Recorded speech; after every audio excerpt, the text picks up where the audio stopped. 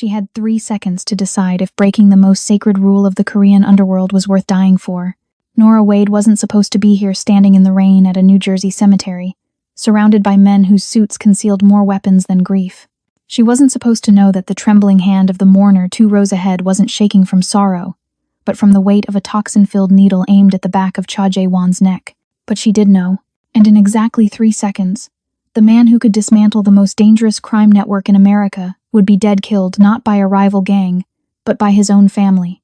If you're already wondering how this ends, smash that subscribe button now, because what happens next breaks every rule you thought you knew about Mafia romance. The rain fell harder, drumming against black umbrellas like a countdown. Nora's pulse hammered in her ears as she watched the assassin's hand slide into his coat. She'd spent 6 months tracking the shadow organization known as the White Lotus, piecing together breadcrumbs of corruption that led her here to this exact moment, this exact funeral, this exact execution. The young mafia boss stood at the head of his father's casket, his face a mask of controlled grief. Tall, sharp-featured, with ink-black hair slicked back from a face that belonged on magazine covers rather than most wanted lists. Cha Jae-won, 28 years old, Harvard-educated, ruthless, and completely unaware that the needle meant for his spine was already in motion. Nora had 2 choices. Let the underworld's best chance at reformation die, or commit the ultimate act of disrespect in Korean funeral tradition and mark herself for death. She chose chaos. Nora lunged forward, shoving through the wall of mourners. Gasps erupted. Hands reached to stop her, but she was already moving, already committed. She didn't reach for the assassin. She reached for Jae-won, her hand fisted in the front of his black suit as she yanked him toward her. His eyes dark, dangerous, startled, locked on hers for a fraction of a heartbeat. Then she crashed her mouth against his. The world exploded into shocked silence. To everyone watching, it was blasphemy. An American woman kissing a mafia boss over his father's casket, violating every sacred protocol the syndicate held dear. But Nora felt the exact moment Jae-won's body shifted 3 inches to the left, felt the subtle hiss of air as the needle drove deep into mahogany wood instead of flesh. She'd just saved his life. She'd also just signed her own death warrant. When she pulled back, Jae-won's expression was unreadable, but his hand had already moved to the gun beneath his jacket. Around them, his guards materialized like shadows, weapons trained on her head.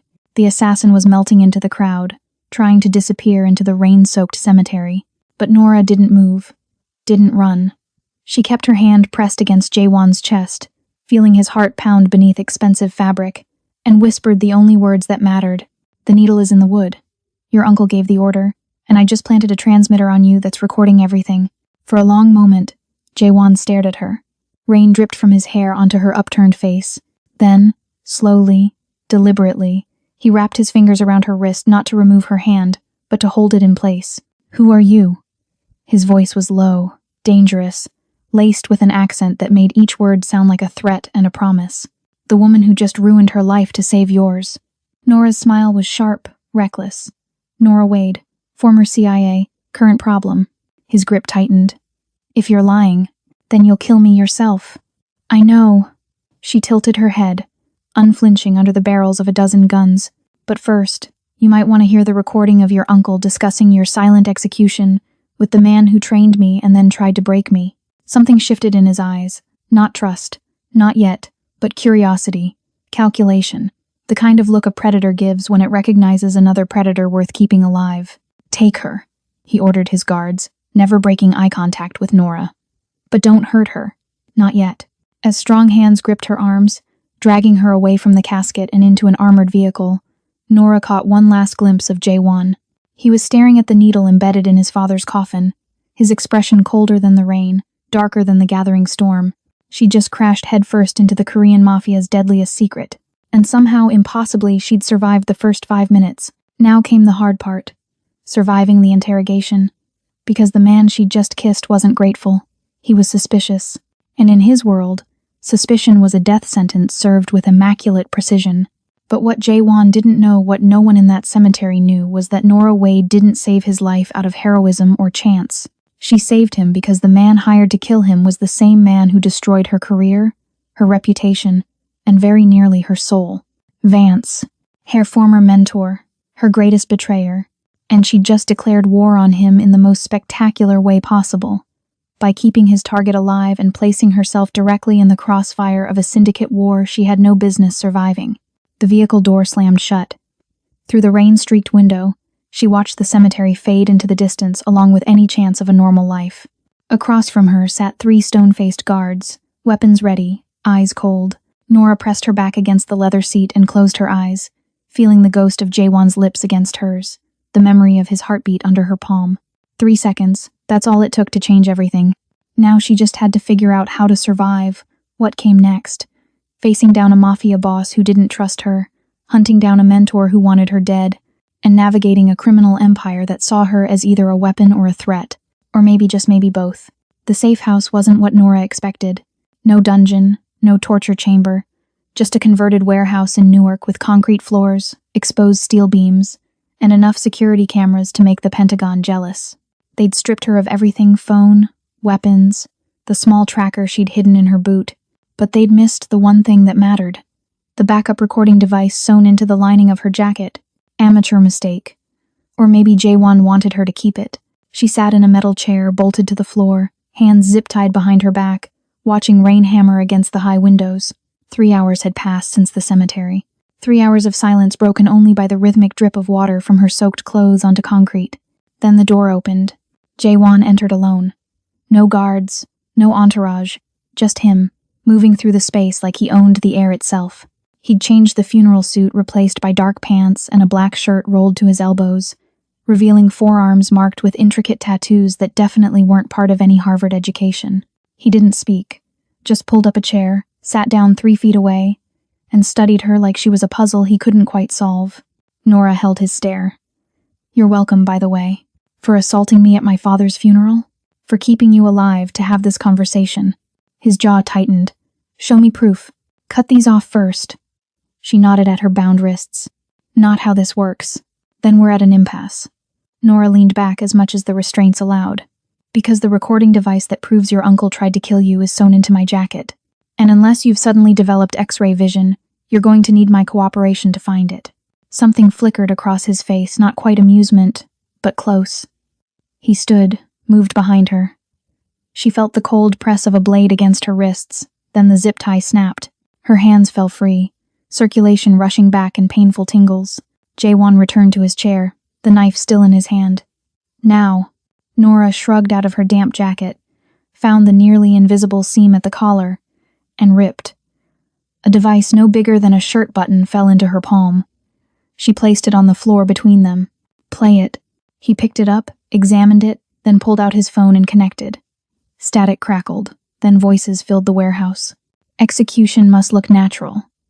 The funeral provides perfect cover. Nora watched Jaewon's expression freeze as he recognized the voice.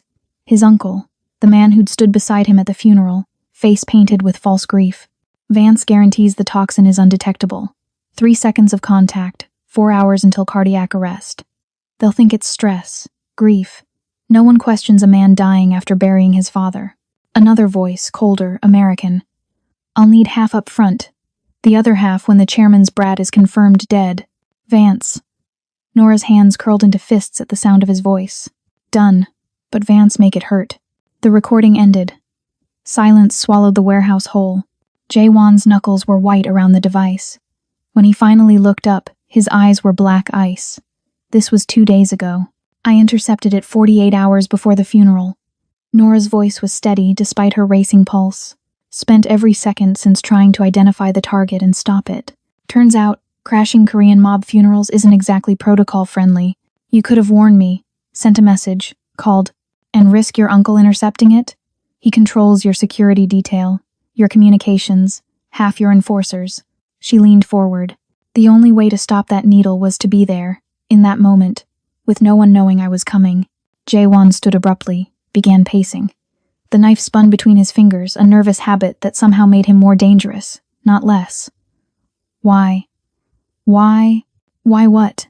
Why risk your life for mine?" He stopped, turned. "You're CIA. Former CIA. We're not exactly allies." Nora met his eyes. "The man your uncle hired, Vance? He was my commanding officer, my mentor. 3 years ago, he burned an entire operation to cover his own corruption, then blamed me for it. I lost everything, my career, my reputation, my team. Her voice dropped. He made me a ghost, so I became one. Started tracking him, following his contracts. And when I discovered he'd been hired to kill you, I saw an opportunity. Revenge. Justice. She stood, closing the distance between them. Your uncle isn't working alone. He's connected to something bigger, the White Lotus. They're dismantling syndicate leadership across 3 states, consolidating power. Your father wasn't the first chairman to die under mysterious circumstances, and you won't be the last successor they target. Jaewon's expression shifted from cold fury to calculated interest. You have proof of this? 6 months of surveillance. Names, dates, financial transactions. Nora's smile was sharp. Everything you need to burn your uncle's operation to ash. Everything Vance needs to disappear forever. He studied her for a long moment. Then, slowly, he extended his hand not for a shake, but palm up, offering the knife handle first. If you're lying, use this on yourself now. Save us both time. Nora looked at the blade, then at him. And if I'm telling the truth, then you and I are going to have a very interesting conversation about what happens next. His eyes glittered with something dangerous and electric. Because if my uncle wants me dead, and you want Vance dead, it seems we have aligned interests. You mean partnership. I mean survival. He tilted his head. With extremely violent benefits. Nora took the knife, felt its weight, then set it down on the chair between them. A gesture of trust neither of them quite believed yet. I'll need access to your father's medical records, your security footage from the past month, and a list of everyone who attended that funeral. She crossed her arms. And I need to know, when did your father actually die? Jaewon's face went cold as winter. 3 days ago, in his sleep. No warning, no illness. The doctors said, heart failure. They lied.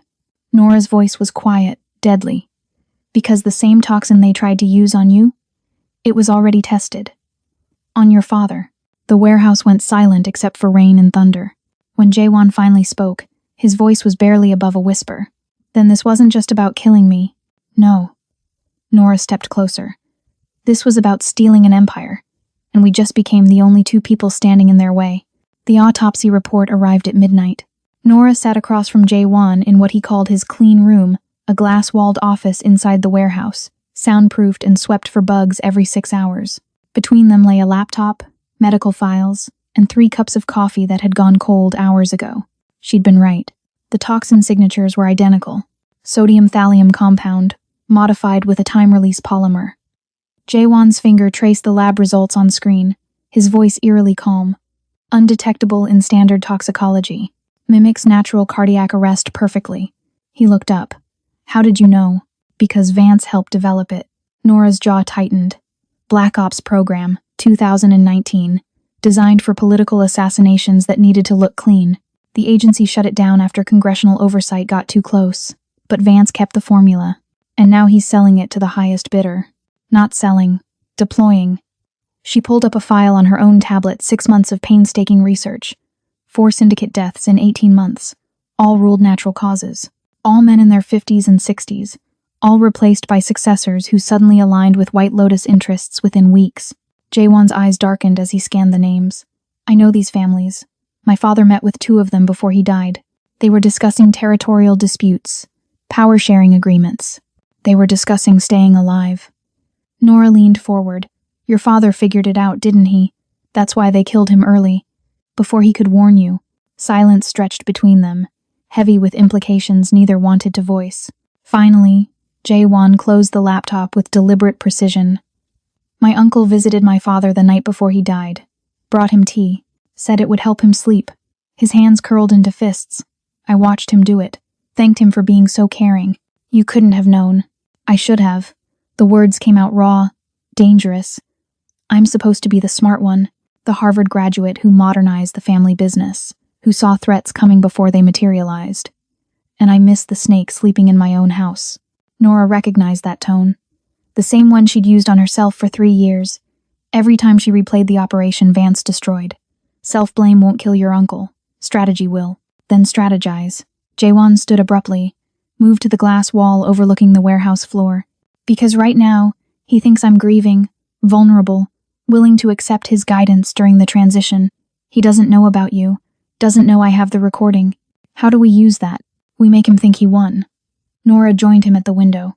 You play the devastated son, slowly falling apart under the weight of leadership. Make mistakes. Ask for his advice. Let him think you're easy to manipulate. While you do what? Get close to Vance. The words tasted like ash. He doesn't know I'm in New Jersey. Thinks I'm still chasing ghosts in Seattle.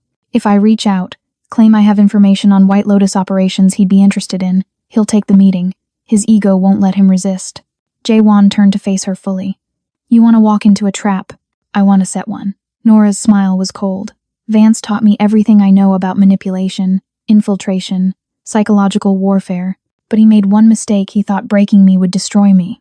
Instead, it just removed my limitations. Meaning I know how he thinks, how he operates, what makes him feel safe. She held Jaewon's stare. And I know exactly how to make him suffer before he dies. Something shifted in the air between them, a recognition of shared darkness, shared purpose. Jaewon stepped closer, close enough that she could see the gold flecks in his dark eyes, smell the rain still clinging to his skin. This partnership, he said quietly, it only works if we trust each other completely. No secrets, no hidden agendas. Agreed. Then tell me the real reason you saved my life. His voice dropped lower. Because revenge on Vance doesn't explain why you'd risk everything for a stranger. Nora's breath caught. For a moment, she considered lying, considered giving him the easy answer, the professional one, but something in his eyes demanded truth. My team, she said finally, the operation Vance burned. 3 people died because I trusted him, because I followed his orders without question. Her hands trembled slightly. I spent 3 years hunting him, trying to find proof he was dirty, and every lead went cold. Every witness disappeared, until I intercepted that recording of your uncle hiring him. So this isn't just about Vance. No. She met his eyes. This is about stopping him before more people die for his profit. Your father, those other chairmen, my team, they all died because powerful men decided their lives were acceptable losses. Her voice hardened. I'm done accepting losses. Jaewon was quiet for a long moment, studying her face like he was memorizing every line, every shadow. Then, unexpectedly, he smiled small, genuine, and somehow more dangerous than any expression she'd seen him wear. You know what the worst part is? He turned back to the window. I actually like you.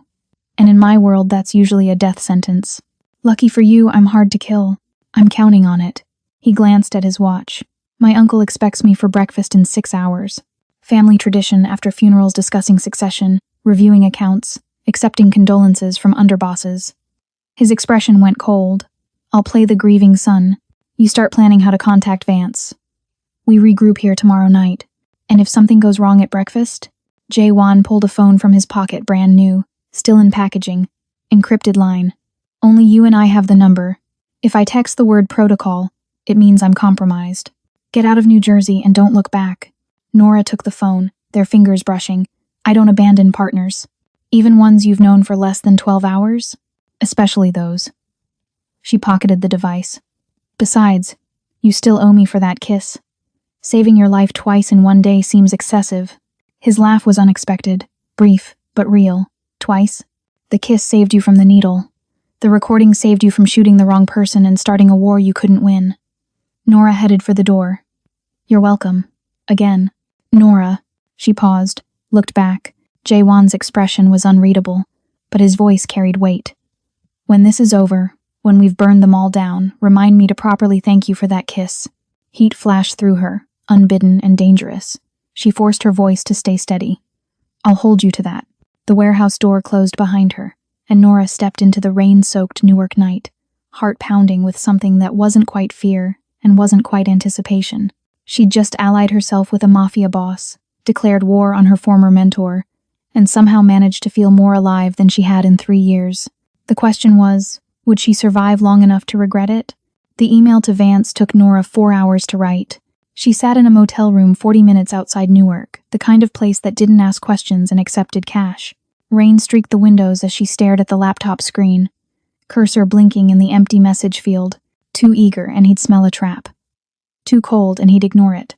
The tone had to be perfect, desperate enough to seem genuine, professional enough to seem valuable. Finally, she typed, V, I know you thought burning me would make me disappear. Instead, it made me better. I have intel on White Lotus operations you'll want. Seattle location compromised. Need face-to-face. Name the place. N. Her finger hovered over send for 3 long seconds. Once this message left, there was no taking it back. Vance would know she was alive, active, and potentially dangerous. She hit send. The response came in 7 minutes. Philadelphia. Rittenhouse Square. Tomorrow, 2 p.m. Come alone or don't come at all. Nora's hands shook as she closed the laptop. He'd taken the bait. Now came the hard part, convincing him she was still the broken agent he'd destroyed, not the weapon she'd become. Her new phone buzzed. J1.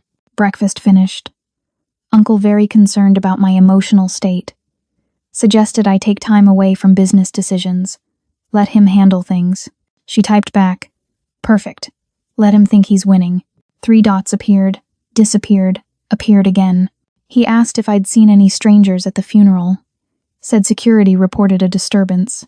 Nora's pulse spiked. What did you tell him? That grief makes people do irrational things. That I'm reviewing footage personally. A pause. He seemed satisfied. Too satisfied. He's confident. That's good. Confident people make mistakes. Or they're 3 steps ahead and we're already dead. Nora smiled grimly at the phone. Optimism. I like that in a partner. Realism. There's a difference. Then, meeting tomorrow night. Don't die before then. Same to you. She set the phone down and moved to the window, watching rain turn the parking lot into a river of neon reflections. Somewhere in this city, J1 was playing the role of grieving son, while his uncle plotted his death. Somewhere in Philadelphia, Vance was probably smiling, thinking she'd crawled back to him with information worth exploiting. They were both wrong. The next morning arrived gray and cold. Nora caught a train to Philadelphia, dressed in clothes she'd stolen from a department store, dark jeans, plain jacket, nothing memorable. She'd learned long ago how to disappear in crowds, how to move through spaces without leaving impressions. Rittenhouse Square at 2 p.m. was exactly what she expected. Upscale park in the heart of the city, surrounded by expensive townhouses and restaurants. Plenty of witnesses, plenty of exits. Vance's kind of place, public enough to seem safe, urban enough to vanish if needed. She spotted him on a bench near the fountain. 52 years old, silver-haired, wearing a charcoal overcoat that probably cost more than her entire wardrobe. He looked exactly like what he pretended to be, a successful consultant, a man who'd earned his comfort through legitimate means. She knew better. Nora approached slowly, hands visible, posture submissive. Everything she'd learned about body language and power dynamics, she reversed. Made herself small, unthreatening. Vance watched her sit down beside him, his expression unreadable behind designer sunglasses. Nora weighed. I thought you'd learned your lesson about approaching me. I learned a lot of things. She kept her voice steady, tired, including that running costs money. Money I don't have anymore. So you're here to sell me information? He sounded amused. That's what this is? A transaction? What else would it be? Revenge, stupidity, suicide. He turned to face her fully. You blamed me for Seattle, but we both know you failed that operation on your own. I simply documented it accurately. The lie was so smooth, so practiced, that for a moment, Nora felt the old rage rising. She swallowed it down, forced her shoulders to slump. You're right. I screwed up. I need to move forward. And I have information you'll want. About White Lotus. About their next target. She pulled out a folded paper from her jacket, carefully prepared, filled with just enough truth to seem legitimate. Chairman of the Nakamura family. They're planning the same play. Natural death, compliant successor, power consolidation. Vance took the paper, scanned it with practiced efficiency. His expression didn't change, but she saw the slight tension in his jaw. Interest. Where did you get this? Intercepted communications. Been tracking them for months. She leaned closer, voice dropping. I know you're working with them. I know about the toxin. I know about the contract killings disguised as heart attacks. His hand shot out faster than she expected, gripping her wrist hard enough to bruise. Careful, Nora. Accusations like that could get you hurt. I'm not accusing. I'm offering. She met his eyes, let him see desperation she didn't feel. You're connected to something big, something profitable, and I want in. I'm good at this work, you know I am. You trained me. I trained someone with principles. His grip tightened. You saying those are gone now? 3 years of living in motels and stealing food tends to adjust one's perspective. She pulled her wrist free. I don't care about right and wrong anymore. I care about survival. So either cut me in, or I take this information to someone who will. Vance studied her for a long, uncomfortable moment. Then he smiled the same smile he'd given her right before destroying her career. You've changed. You made sure of that. Maybe I did. He stood, buttoning his coat. There's a job. Tomorrow night. Nothing complicated. Just surveillance on a potential problem. If you handle it professionally, we'll discuss longer-term arrangements. Where? Newark. I'll send you the address. He started to walk away, then paused. And Nora, if this is a setup, if you're wearing a wire or working with the feds, understand that you won't just disappear. Everyone you've ever cared about will disappear with you. I don't have anyone left to care about. The truth in those words surprised her. You made sure of that too. He nodded, satisfied, and walked away into the afternoon crowd. Nora sat alone on the bench, hands trembling now that he was gone. She'd done it. Convinced him she was broken, desperate, useful. Tomorrow night she'd get the address, walk into whatever surveillance job he'd assigned, and find out exactly how White Lotus operated from the inside. Her phone buzzed. J1. Status? Hook set. Meeting him tomorrow night for a job. Newark. That's my territory. I know. She typed faster. Whatever he has me watching, it's connected to you. Has to be. A longer pause this time. Then we'll be ready. Together. Nora pocketed the phone and stood, melting back into the city crowd. Tomorrow night would either confirm their theory about White Lotus's operation or get them both killed. She was betting on the former, but increasingly, she realized, betting with Jaewon beside her felt less like gambling and more like something she couldn't quite name yet. Something dangerous and electric and terrifyingly close to trust. The address Vance sent was a restaurant in Newark's Ironbound district. Portuguese place, family-owned, the kind with checkered tablecloths and faded photos on the walls. Nora arrived an hour early, scoped the exits, identified the security cameras. Standard surveillance protocol, except nothing about this felt standard. Her phone buzzed with Vance's instructions.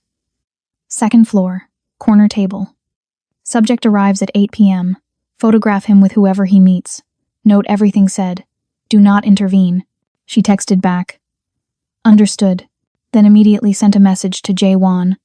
Portuguese restaurant, Ironbound. Second floor, you're the target. His response was instant. I know.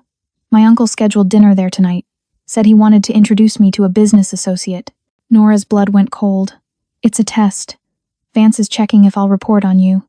Or he's using you to confirm I'll be there. Could be setting up another attempt. Then cancel. No. She could almost see his expression through the text. If I cancel, Uncle gets suspicious. We lose our advantage. If you go, you could die. Not if you're watching my back. Nora stared at the message, her mind racing through scenarios. Everyone ended badly, but backing out now meant losing Vance's trust, losing access to White Lotus operations. They'd spent 3 days building this play. Abandoning it wasn't an option. Fine, but we do this smart. I'll be armed. You bring backup. Already planned. 2 of my most trusted men, stationed outside. They don't know about you. Keep it that way. She pocketed the phone and climbed the narrow stairs to the second floor. The dining area was smaller than below 6 tables, soft lighting, a window overlooking the street. She chose the corner table, Vance specified, ordered coffee, and waited. At exactly 8 p.m., Jaewon arrived. He moved through the restaurant like he owned it, which in this neighborhood he probably did. Dark suit, no tie, hair slightly disheveled like he'd been running his hands through it, playing the part of the overwhelmed heir perfectly. Behind him came his uncle. Nora's hand tightened on her coffee cup. She'd seen photos in the surveillance files, but seeing him in person was different. Late 50s, distinguished, with the same sharp features as Jaewon but weathered by decades of violence masked as business. He smiled at other diners, shook hands with the owner, played the role of respected elder. She wanted to put a bullet through his skull. Instead, she raised her phone, snapped a photo as instructed, and watched them sit 3 tables away, close enough to hear fragments of conversation, close enough to see Jaewon's micro-expressions as his father's killer offered sympathy and guidance. You're handling the transition well, the uncle said, voice carrying in the quiet restaurant. Your father would be proud. I'm trying. Jaewon's voice was perfectly calibrated, grateful, uncertain. But there's so much I don't understand yet. The alliances, the arrangements he made. That's why I'm here. to help you navigate these waters until you're ready. Nora's phone buzzed. Text from Vance. The third man. Focus on him. She looked up sharply. Third man? There were only... The door opened. Nora's breath stopped. The man who entered was Asian, mid-40s, wearing an expensive suit that screamed corporate lawyer or high-level executive. He carried himself with quiet confidence, nodded to Jaewon's uncle like they were old friends, and sat down at their table without invitation. But it wasn't his appearance that made Nora's blood freeze. It was the tattoo barely visible at his collar, a white lotus blossom. She snapped 3 photos, hands steady despite her racing pulse, and sent them to Vance as instructed. Then she sent them to her own encrypted backup with a single message to Jaewon. Third man at your table. White lotus tattoo. This is bigger than we thought. Under the table, she felt Jaewon's phone vibrate. Watched him glance at it casually, expression never changing, but his hand, resting on the table, curled into a fist so tight his knuckles went white. The third man spoke, voice too low to carry, but Nora read his lips, years of surveillance training making the words clear. The transition is proceeding smoothly. The other families are cooperating. Once the consolidation is complete, we'll control 70% of East Coast operations. Jaewon's uncle nodded. And the remaining families? Being handled. The man's smile was cold.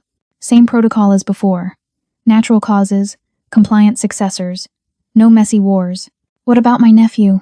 The uncle's voice carried false concern. He's more resilient than his father. Smarter.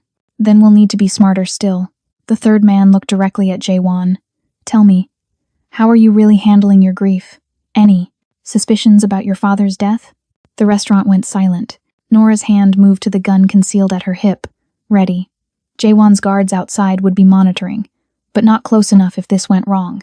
If they made a move now. Suspicions? Jaewon's laugh was bitter, broken, perfect. My father was 61 years old. He worked 18-hour days, barely slept, carried the weight of this entire organization. I'm suspicious that he didn't collapse sooner. He met the man's eyes. The only thing I'm worried about is living up to his legacy, not chasing conspiracy theories. The tension eased fractionally. The uncle smiled, patted Jaewon's hand. See? I told you. He's grieving, not investigating. We have nothing to worry about. Good. The third man stood. Then let's discuss the financial transitions. There are accounts that need to be consolidated, assets that need to be transferred. They moved to business talk numbers, percentages, offshore accounts. Nora photographed everything, recorded what she could, and fought the urge to intervene. Every word confirmed their theory.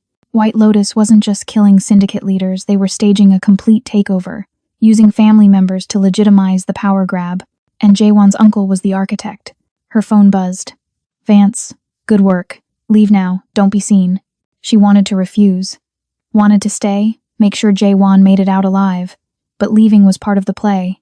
Trust the plan, trust the partner. Nora stood, dropped cash on the table, and walked out without looking back. Outside, the night air hit her like a slap. She moved quickly, turned the corner, and finally allowed herself to check her phone. Message from Jaewon. Sent 2 minutes ago. Did you see his face? The third man? Yes. Why? Because I've seen him before. A pause that felt like an eternity. He was at my father's hospital room, the night before he died.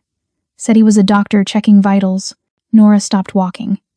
The pieces clicked together with horrifying clarity. He administered the poison personally, and my uncle watched him do it. She leaned against a brick wall, mind racing. This wasn't just about succession anymore. This was about Jaewon's uncle murdering his own brother, using White Lotus resources, and now sitting across from the man who'd actually killed him while discussing business over Portuguese food. Her phone rang. Vance. She answered. I got the photos. I know. You did well. His voice was pleased, almost paternal. The subject is exactly who we thought. He's meeting with White Lotus leadership to finalize the Newark territory transfer. Who is he? Need to know basis, Nora. But you've proven yourself useful. There's another job, bigger this time, tomorrow. I'm listening. Not over the phone. Meet me at the Warehouse District, Pier 47, 10 p.m. He paused. And Nora? Bring that edge I saw today. You're going to need it. The line went dead. Nora stared at her phone. Then at the restaurant where Jaewon was still trapped at a table with his father's killers, performing the role of his life. Tomorrow night, she'd walk into Vance's trap at Pier 47. But tonight, she had to make sure Jaewon survived long enough to see tomorrow. She pulled up his number, typed, "Get out as soon as you can. We need to talk. Now." The response came fast. "Can't. Uncle insists on driving me home. Wants to discuss the meeting. That's not safe. Nothing about this is safe. Then, but I'll call you when I'm clear. Promise." Nora watched the restaurant entrance, waiting. 20 minutes later, Jaewon emerged with his uncle, both men laughing like they hadn't just discussed empire building over a corpse's legacy. She watched them drive away into Newark's neon-lit streets, and felt something she hadn't allowed herself to feel in 3 years. Fear, not for herself. For him, Jaewon didn't call. Nora paced her motel room for 2 hours, phone clutched in her hand, every worst-case scenario playing through her mind. Car accident staged, poisoning during the drive, a bullet to the back of the head in some abandoned lot. At midnight, she was reaching for her backup gun when the phone finally rang. "Where are you?" Her voice came out sharper than intended. "Safe house. Alone." Jaewon sounded exhausted. "Uncle wanted to come inside, have tea, discuss succession protocols. I told him I needed sleep." He looked disappointed. "Disappointed that he couldn't poison your tea, you mean?" "Probably." A long exhale. "That doctor, the third man, his name is Dr. Sung. Uncle said he's a family friend helping with the medical examiner's office, making sure father's autopsy didn't raise unnecessary questions." Nora's stomach twisted. "He's their cleaner, handles the evidence after the kills. Which means he knows about the toxin, the delivery method, everything." Jaewon's voice hardened. "And he's walking around free because my uncle is protecting him." "Not for much longer." She sat on the edge of the bed. "Vance wants to meet tomorrow night. Pier 47, Warehouse District, says there's a bigger job. He's escalating your involvement. Testing how far you'll go. Or setting up an execution." Nora rubbed her eyes. "Either way, I have to show up. It's our only way deeper into White Lotus operations." Silence stretched between them. Then, "I'm coming with you." "Absolutely not. Nora, if Vance sees you anywhere near that pier, we're both dead. He thinks I'm alone, desperate, no backup. The second he suspects I'm working with you, this entire operation collapses. Then I'll stay hidden." Distant surveillance. His tone left no room for argument. "You're walking into a potential ambush. I'm not letting you do that without eyes on the situation." Something warm and dangerous flickered in her chest. "You barely know me. I know you saved my life twice. I know you're hunting the same people I am. And I know—" He stopped, seemed to reconsider his words. "I know that if something happens to you, I lose my only real ally in this war. Practical. Always." But his voice carried something else. Something neither of them was ready to name. "Fine. Distant surveillance only. If things go wrong, you extract and burn everything. Don't try to save me.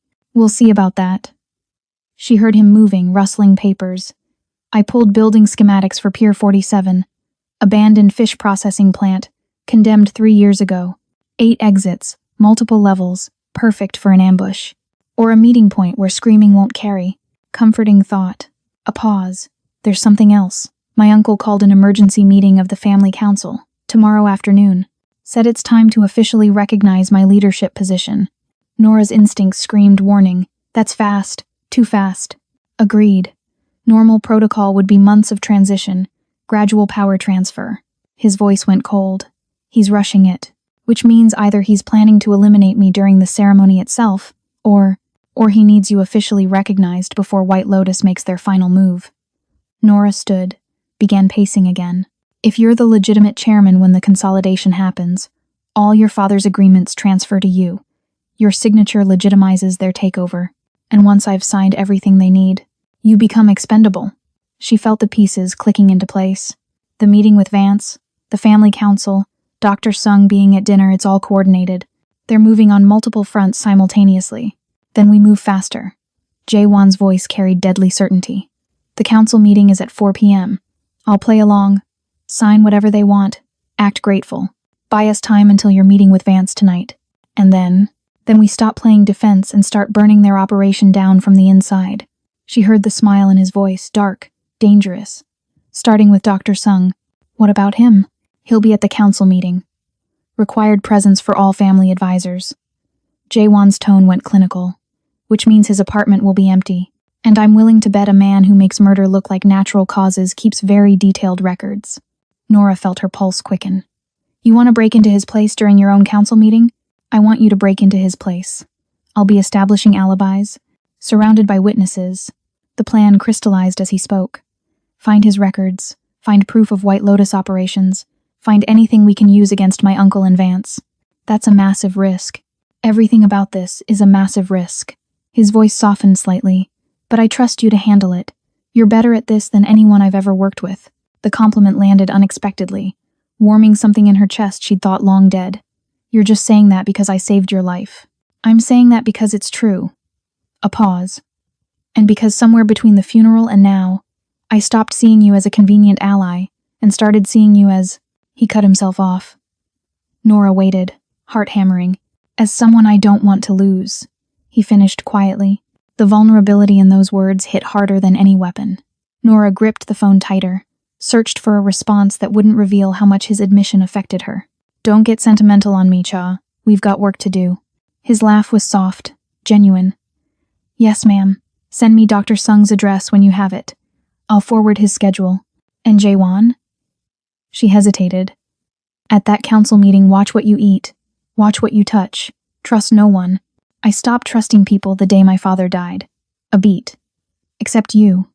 For some reason, I trust you completely. The line went dead before she could respond. Nora sat in the darkness of her motel room, phone still pressed to her ear, feeling the weight of his trust settle over her like armor and vulnerability combined. Tomorrow, she'd break into a killer's apartment while Jaewon signed away his empire. Tomorrow night, she'd walk into Vance's trap at Pier 47, not knowing if she'd walk back out. But for the first time in 3 years, she wasn't facing it alone. Her phone buzzed with an incoming file.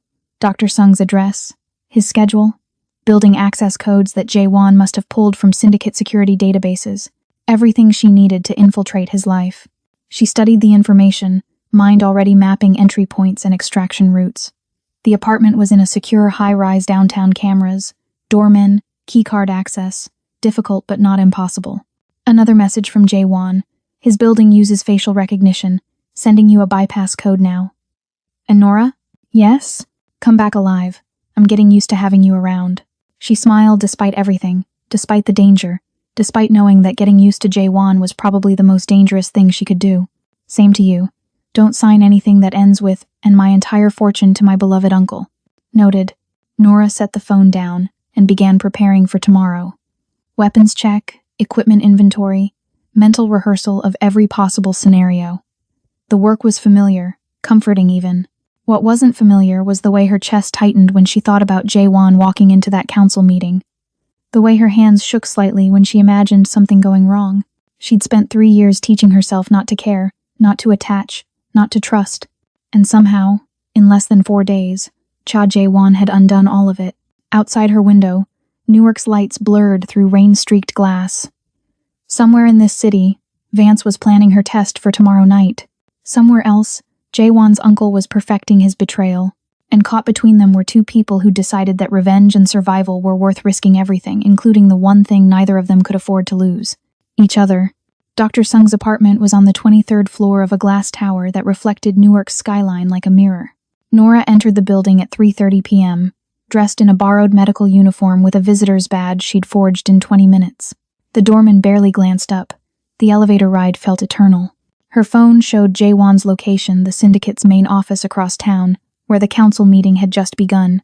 She pictured him in that room, surrounded by men who wanted him dead, signing documents that would seal his fate if she didn't find what they needed. No pressure.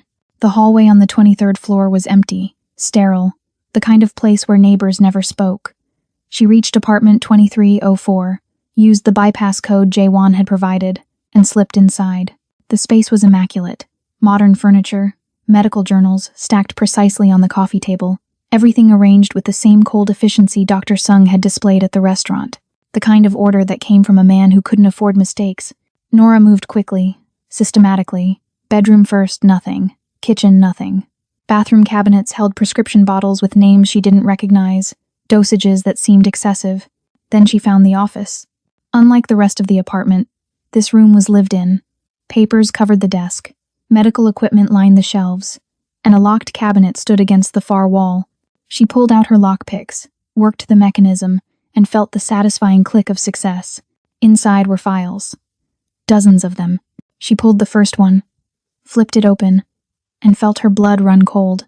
Chairman Cha, complete medical history, date of death, toxin dosage, time of administration, every detail documented with clinical precision. There were others. The syndicate leaders, she'd researched all of them. Their deaths meticulously recorded like lab experiments. Success rates, complications, refinements to the formula. Dr. Sung wasn't just a cleaner. He was White Lotus's chief medical architect, the man who'd perfected murder disguised as natural death. Nora photographed everything, hands steady despite her racing pulse, page after page of evidence that would destroy the entire operation if they played it right. Then she found the active files. 3 folders marked with red tabs. She opened the first. Subject, Cha Haiwan. Method, accelerated protocol. Timeline, 72 hours post-council confirmation. Administration point, family dinner, January 11th. 3 days. They were giving Jae-won 3 days after today's council meeting before they killed him. The second file made her stomach drop. Subject, Wade, Nora. Method, immediate termination. Timeline, following Pier 47 operation. Note, Vance confirms subject has outlived usefulness. Disposal recommended. Her hands shook as she photographed the page. Vance had been planning to kill her all along. Tonight's meeting wasn't a test, it was an execution. The third file was thinner. A single page with a list of names she didn't recognize, locations marked in red. But at the bottom, in Dr. Sung's precise handwriting, Phase 3, complete East Coast consolidation. Eliminate all remaining non-compliant family leadership. Timeline, 30 days. They weren't just taking over the Cha syndicate. They were planning to eliminate every independent crime family on the East Coast within a month. Nora's phone buzzed. Message from Jae-won. Council meeting extended. Uncle wants me to review financial transfers with his advisors. Something feels wrong. She typed quickly. Get out. Now. I found the files. They're moving up your timeline. Can't leave without raising suspicion. What did you find? They plan to kill you in 3 days. Family dinner, January 11th. Same method as your father. A long pause. Then, so we have 3 days to destroy them. We have less than that. Vance plans to kill me tonight at Pier 47. Another pause. Longer this time. When his response came, it carried weight that transcended text. Then we changed the plan. Don't go to that meeting. If I don't show, Vance goes underground. We lose our only connection to White Lotus leadership. If you do show, you die. Not if I'm smarter than he thinks I am. Nora stared at the files spread across Dr. Sung's desk, mind racing. I have an idea, but I need you to trust me completely. I already do. What do you need? Your best sniper. Someone you'd trust with your life. Done. What else? Access to your uncle's private line. I'm going to make a call he can't ignore. She could almost feel Jae-won's hesitation through the phone. What she was suggesting went beyond dangerous. It was suicide if even one element failed. Nora, whatever you're planning, will work. Because unlike Vance, I learned from my mistakes. She began packing the files back into the cabinet, erasing evidence of her presence.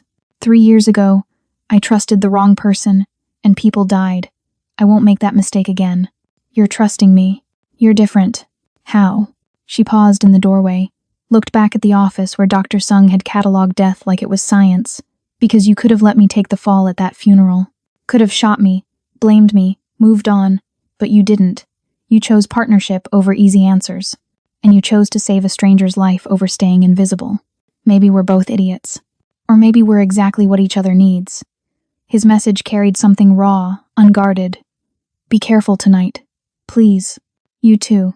That dinner on the 11th won't happen, because we're ending this before then. She heard determination in his words, felt it mirror her own. Tonight, we stop running their game and start playing ours. Nora left the apartment exactly as she'd found it, took the elevator down, and walked out into the late afternoon sun. Somewhere above, Dr. Sung's files waited like loaded guns. Somewhere across town, Jae-won was signing documents that made him a target. And tonight, at Pier 47, she'd walk into Vance's trap, with her eyes wide open. But this time, she wouldn't be the prey. Her phone rang. Unknown number. She answered. Yes? Miss Wade. Dr. Sung's voice was calm, clinical, terrifying. Did you find what you were looking for in my apartment? Nora's blood froze. I don't know what you're talking about. Of course you don't. Just as I don't know how my building's security system recorded you entering my floor at 3:37 p.m. He paused. I'm a thorough man, Miss Wade. I have cameras in places the building doesn't know about. Then you saw me leave empty-handed. I saw you photograph my files. His voice hardened. Which means you now have information that makes you extremely dangerous. To me, to White Lotus, to everyone involved in our operations. If you're calling to threaten me, I'm calling to offer you a choice. He cut her off smoothly. Tonight, at Pier 47, Vance plans to kill you. But he doesn't know I know about your apartment visit, which means I could warn him you're compromised. Or what? Or I could stay silent. Let you walk into that meeting with information I can use against Vance myself. She heard the smile in his voice. You see, Miss Wade, I'm not loyal to anyone except the highest bidder. And right now you have leverage I find interesting. You want to switch sides. I want to survive. White Lotus is consolidating power too quickly, eliminating everyone who knows too much. Eventually, that will include me. His voice dropped. So yes, I'm proposing a trade. Your silence about my files in exchange for intelligence that will keep you alive tonight. Nora's mind raced through possibilities, angles, traps within traps. I'm listening. Pier 47 isn't a meeting. It's an execution chamber. Vance has 4 men positioned throughout the building, each with instructions to eliminate you the moment you arrive. He never planned to recruit you, he planned to remove a loose end. Why tell me this? Because if you survive tonight, you'll be in a position to eliminate Vance, which removes him from the equation and makes my own survival more likely. He paused, and because Cha Jae-won's uncle is planning something catastrophic for that family dinner on the 11th, something that will eliminate not just Jae-won, but everyone loyal to him, an explosion disguised as a gas leak. Nora's chest tightened. You're telling me they plan to kill an entire room of people? 23 people, to be precise.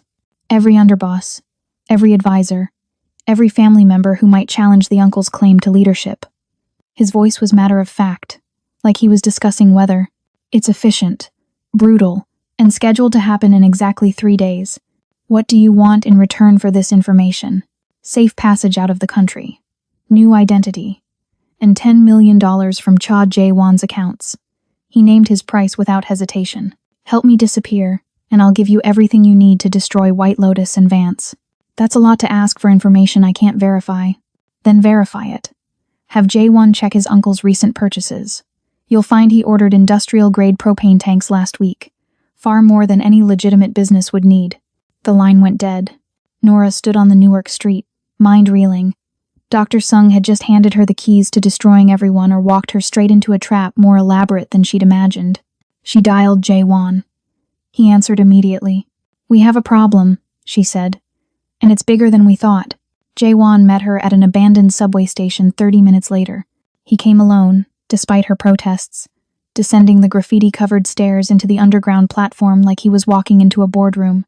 Even in the dim emergency lighting, he looked sharp, controlled except for his eyes. Those betrayed the fury simmering beneath the surface. Propane tanks? His voice echoed off concrete walls.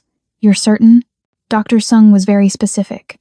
Nora handed him her phone, showing the photographs she'd taken of the files. 23 people, 3 days. He's planning to eliminate everyone loyal to you in one move. Jae-won scrolled through the images, his jaw tightening with each swipe. When he reached the file marked with his name, his hand stilled. 72 hours.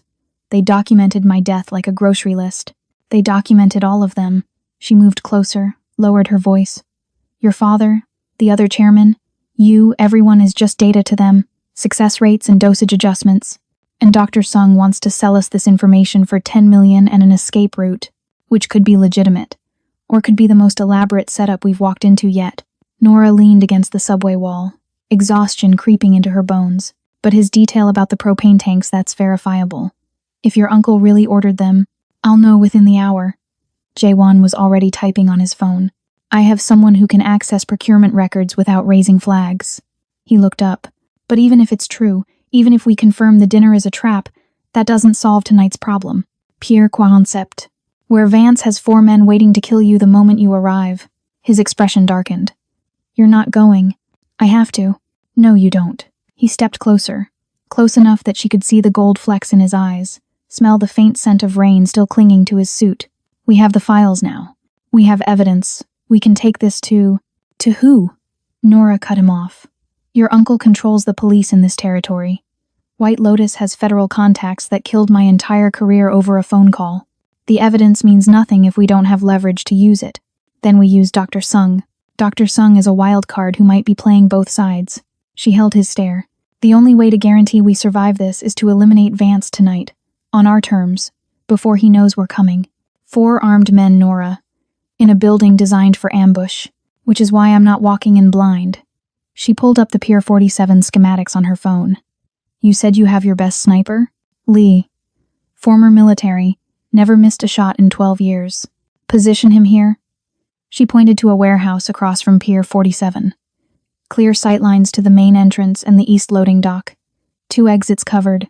That leaves 6 more, which is where your ground team comes in. I need 4 more people trustworthy, silent, lethal. They create a perimeter, cut off Vance's escape routes without engaging. She traced the map with her finger. I go in the front, make contact, keep Vance talking. The moment his men reveal their positions, Lee takes them out. Jaewon studied the schematic, his tactical mind already working through angles. And if Vance is armed, then I handle him myself. Her voice went cold. I've waited 3 years for this. I'm not letting anyone else take that shot. Jaewon was quiet for a long moment, his expression unreadable. Then, you're using yourself as bait. I'm using their arrogance against them. Vance thinks I'm desperate, broken, easy to manipulate. He won't expect resistance until it's too late. And if Dr. Sung lied, if there are more than 4 men, then we adapt. She met his eyes, let him see the steel beneath her exhaustion. This is what I do, Jaewon. What I was trained for. Trust me to do it. I do trust you. His voice dropped lower. That's what terrifies me. The admission hung between them, heavy with implications neither had time to explore. Nora felt her pulse quicken, felt the pull of proximity, and shared danger and something deeper she refused to name.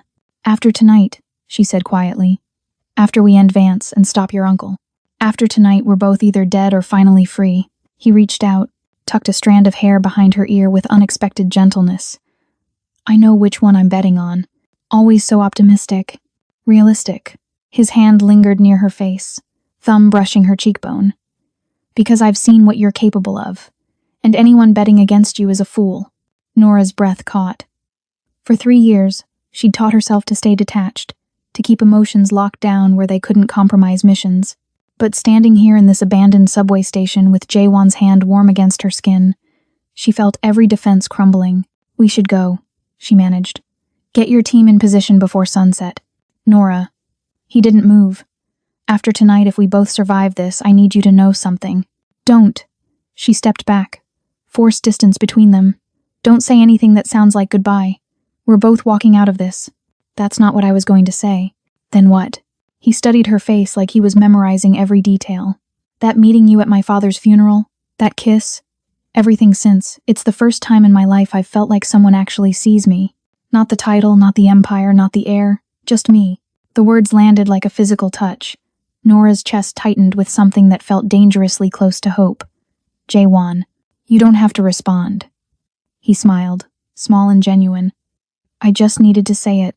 Before tonight. Before we walk into hell, before she could stop herself, Nora closed the distance between them and kissed him. Not like at the funeral, not tactical, not calculated. This was raw, desperate, electric. His hands found her waist, pulled her closer. Her fingers tangled in his hair. 3 years of isolation, of rage, of emptiness, it all burned away in the heat of his mouth against hers. When they finally broke apart, both breathing hard, Jaewon's expression had shifted into something fierce and possessive. Now you have to survive, he said, voice rough, because I'm not done with you yet. Is that a threat or a promise? Both. He kissed her again, briefer this time, but no less intense. 8 p.m., Pier 47. My team will be in position by 7:30. And you? Will be exactly where I promised, watching your back from a distance. He pulled out a small earpiece, pressed it into her palm. Direct line to me and Lee. You're not going in there alone, even if it looks like you are. Nora closed her fingers around the device, felt its weight like a lifeline. If this goes wrong, it won't. But if it does, then we go down fighting. Jaewon cupped her face with both hands, forced her to meet his eyes. Together, no matter what. She nodded, not trusting her voice. They left the subway station separately, him first, then her 10 minutes later. Professional distance, operational security, all the rules they'd followed for years. But everything had changed. As Nora emerged into the fading daylight, checking her weapons one final time, she felt the earpiece heavy in her pocket and tasted Jaewon on her lips. Tonight, she'd face the man who destroyed her life. Tonight, she'd either get her revenge or detrying. And somewhere in the chaos, she'd stopped being alone. Her phone buzzed. Message from Jaewon. Propane tanks confirmed. Uncle ordered 15 industrial tanks last Tuesday. Delivery scheduled for tomorrow morning. Nora's blood ran cold. Dr. Sung had been telling the truth, which meant everything else he'd said was likely true too. She had 4 hours until Pier 47. 4 hours to prepare for an ambush she now knew was coming. 4 hours to decide if she was walking toward revenge or walking straight into her grave. She typed back, "See you on the other side." His response was immediate. "Count on it." Pier 47 looked exactly like a place where people went to die. The old fish processing plant loomed against the twilight sky, its broken windows reflecting the last traces of sunset like wounds. Rusted metal, crumbling concrete, the smell of salt water and decay. Perfect for an execution. Nora arrived at 7:50 p.m., 10 minutes early. The earpiece sat snug in her ear canal, invisible. Her gun rested against her spine, concealed under her jacket. She dressed simply dark jeans, boots, nothing that would restrict movement. In position. Lee's voice crackled through the earpiece, calm and professional. 4 heat signatures inside the building. 1 main floor, 3 on the second level. Confirmed. Jaewon's voice followed. Vance is the ground floor signature. He's waiting for you by the east entrance. Nora took a steadying breath. Anyone else approaching? Perimeter is clear. You're good to move. She crossed the cracked parking lot, boots crunching on broken glass. The east entrance gaped open like a mouth no door, just darkness beyond the threshold. She paused just outside, letting her eyes adjust. Nora. Vance's voice drifted from inside. Punctual as always. Come in. She stepped into the building.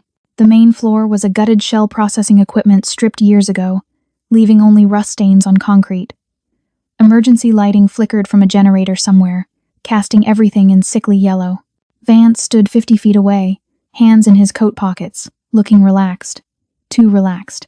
Hell of a place for a job interview, Nora said, moving closer but maintaining distance. I prefer privacy for sensitive discussions. He smiled. Did you get the surveillance photos from the restaurant? Sent them yesterday, as requested. Yes, you did. Vance pulled out his phone, showed her the images she'd taken of Jaewon, his uncle, Dr. Sung. Very thorough work. You captured everything I needed. So what's the job? Direct. I always appreciated that about you. He pocketed the phone. The job is simple elimination. A target who knows too much, who's become a liability to our operations. Who's the target? You are. Nora didn't move, didn't flinch, just stood there as if she'd expected it all along. Figured as much. Vance's smile widened. No surprise? No fear? You've changed, Nora. You changed me.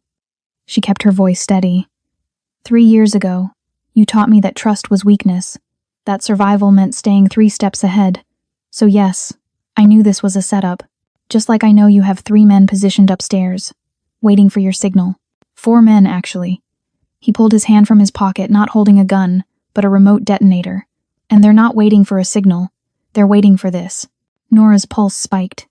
That's not a weapon, that's explosives. C4, to be precise, wired throughout the building's support columns. His expression went cold. You see, White Lotus doesn't leave witnesses. And you, my dear former protege, have become entirely too knowledgeable about operations you should never have discovered. Lee. Jaewon's voice cut through the earpiece, urgent.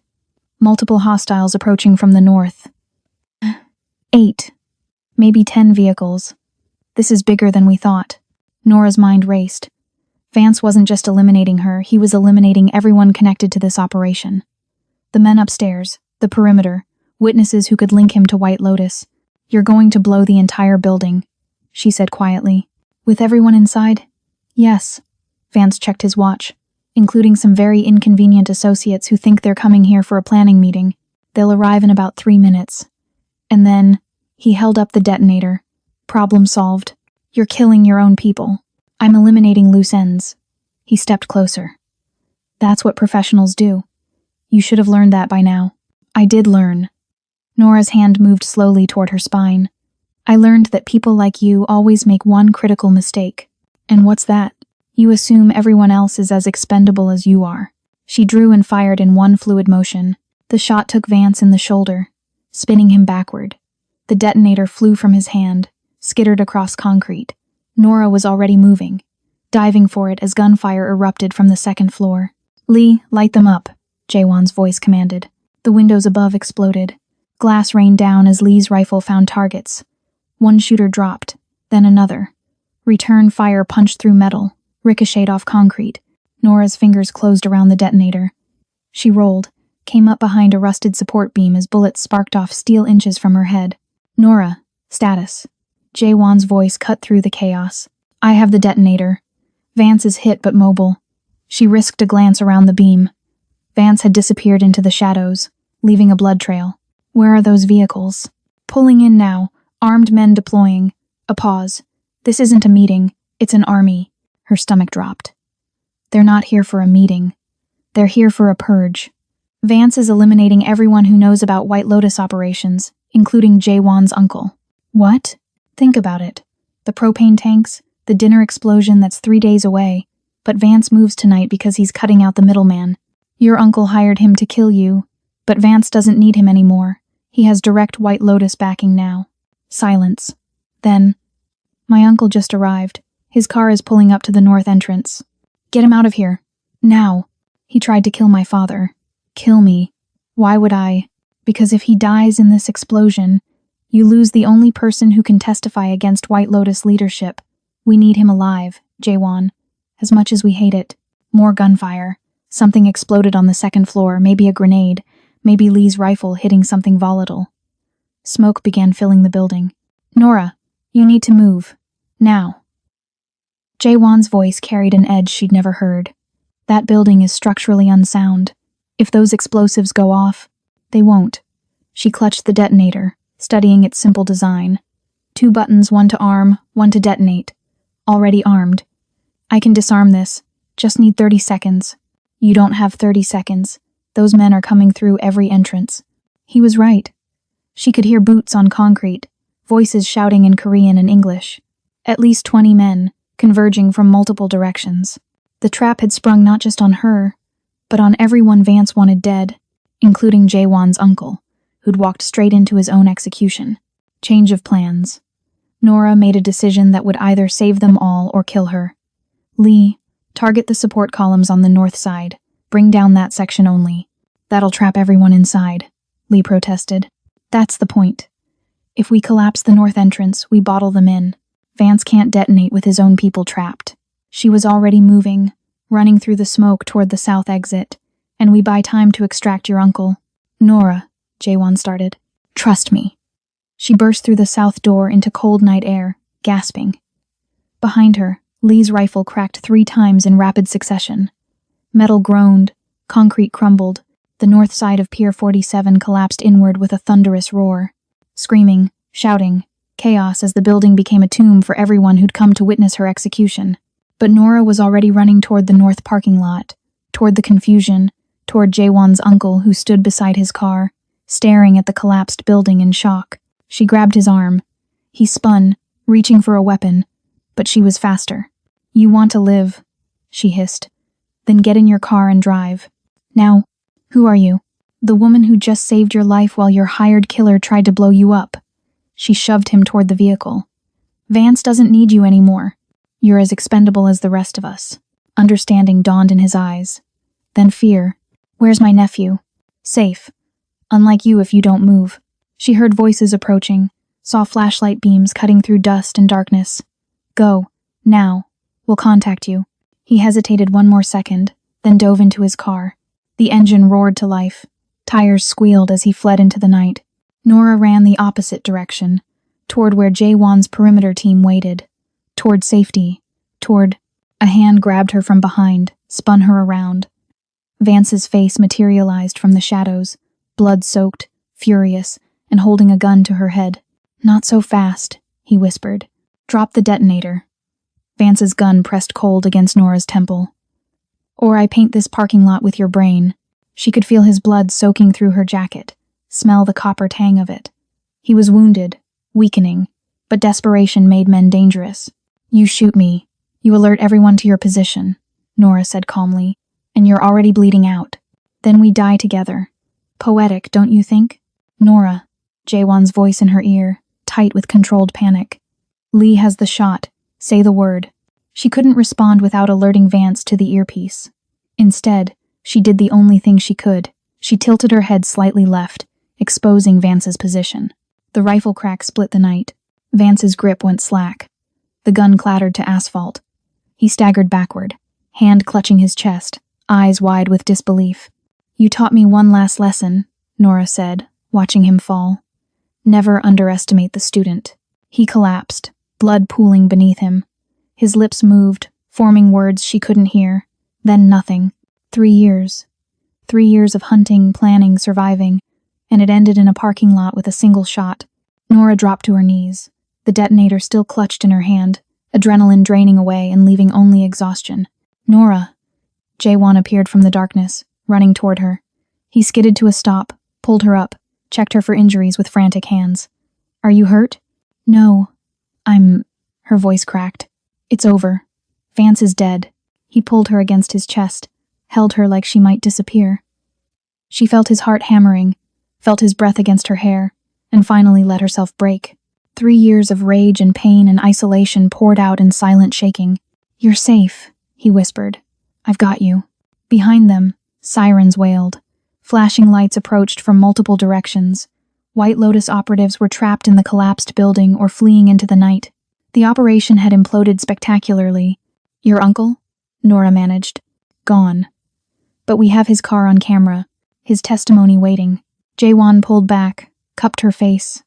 Dr. Sung sent files to 3 separate news outlets an hour ago. Insurance policy, he said. Everything about White Lotus, the syndicate murders, all of it. It's over. Just like that. Just like that. He smiled, exhausted but genuine. We burned it all down. Nora looked at the detonator in her hand, then at Vance's body, then at the man who'd become her partner in the span of 4 impossible days. What happens now? Now? Jaewon's expression shifted into something she'd never seen before. Hope. Now we rebuild. My father's syndicate becomes legitimate, like he always wanted. Your name gets cleared with the files we have. And He hesitated. We figure out what this is between us. In the middle of everything else? Especially in the middle of everything else. He kissed her, soft and certain. You saved my life twice, destroyed my enemies, and somehow made me believe in partnership again. I'm not letting you walk away. Who said I was walking anywhere? Then stay. His voice dropped. Help me build something worth protecting. Something that honors what we've both lost. Nora looked at him, this mafia boss who'd become her ally, her partner, possibly more. Then she looked at the detonator, symbol of everything she'd fought against. She threw it into the harbor. Okay, she said simply. Let's build. 3 months later, Cha Jae-won stood before a congressional hearing, testifying against White Lotus operations with Nora Wade beside him, no longer a ghost, but an official consultant for organized crime reform. His uncle had turned state's evidence, was serving 15 years in protective custody. Dr. Sung had disappeared with his 10 million, leaving behind enough evidence to dismantle 3 criminal organizations, and every night, Jaewon came home to the woman who'd crashed his father's funeral and changed everything. They'd broken protocol, broken rules, broken every expectation of how their story should have ended. But somehow, they'd found something neither expected, a second chance at life, built on ashes and trust, and one reckless kiss that started it all. As they left the hearing room that final day, Nora took his hand. No regrets? Jaewon smiled. Only that I didn't meet you sooner. You weren't ready for me sooner. Fair point. He pulled her close, kissed her in front of cameras and reporters and the whole world. Ready now, though. Good, Nora whispered against his lips. Because I'm not done with you yet either. They walked out together into a future neither could have imagined, 2 people who'd learned that sometimes the most dangerous thing you can do is trust someone completely. And sometimes, that's exactly what saves you. The greatest act of rebellion is choosing to build, instead of destroy, even when destruction feels like justice. If this story took you on a journey from that funeral kiss to this moment of redemption, don't keep it to yourself. Hit that like button, share this with someone who needs to believe in second chances, and drop a comment telling me which moment had your heart racing the fastest. Your support means everything, and I can't wait to bring you the next story. Until then, stay dangerous, stay hopeful, and remember, sometimes the most powerful weapon is knowing when to trust. See you in the next one.